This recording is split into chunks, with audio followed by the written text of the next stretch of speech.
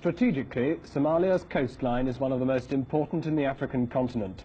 The Indian Ocean beats against Mogadishu's harbour walls in the south, whilst further north she has a complete view of the mouth of the Red Sea. It's an importance which wasn't lost on the Russians, who, when a military coup brought the present Somali government to power in 1969, stepped in to sew up their first ever defence deal with a black African state. Well, this apparently happy coexistence between Russians and Somalis took a turn for the worst when, last April, after the Ethiopians had kicked out their American backers, the Soviets decided to move in their place. For the Somalis, it was devastating. The Russians were moving in with their oldest enemy. The conflict stems from the shifting lifestyle of many Somalis, something British and Italian boundary makers failed to take account of back in the 1880s.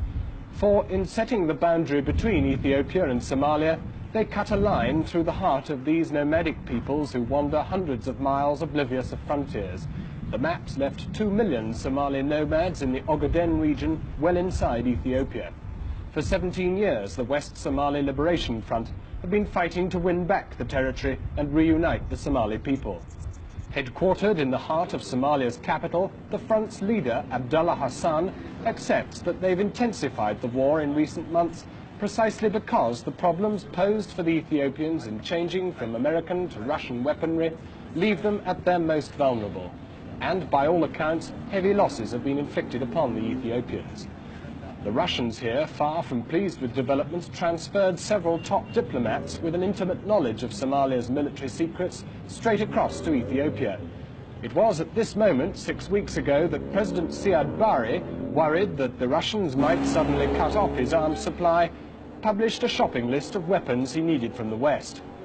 The British initially expressed interest, but it soon emerged that the Somali government was anxious to maintain whatever links it could with the Soviets, and since then the British and others have said they won't supply weapons that are likely to fuel the fighting in the Ogaden. Russian ships are still at anchor off Mogadishu. Diplomatic sources say that until very recently, Soviet arms were still coming ashore. But this week, the head of national security here, a keen Moscow man, has been reported as saying those supplies have now stopped. This may in part explain why, after dark last Sunday, a Soviet plane arrived to ferry the Somali president to Moscow. The Russians are playing for high stakes. They want both nations on Africa's Horn to pursue Soviet-style socialism and fit into their global plan. The Somalis want the war in the Ogaden settled on their terms, with the reunification of the Somali people. If the Russians won't help them do that, then it's anyone's guess what happens next. John Snow, News at 10, Mogadishu.